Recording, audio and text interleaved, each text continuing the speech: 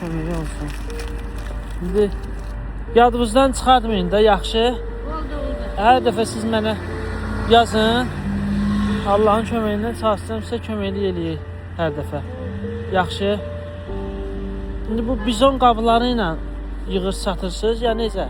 Ha, yığıb satayım çörək pulu. Onlara da yardım edeyim. Deyim qoy məni evdən çıxartmasın. Amma oğlan yavadır.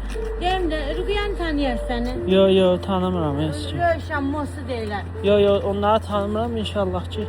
Onlarda qalıydım. Onu da indi işli piyan oldu. Başladı söyüşdürməyə. Ha.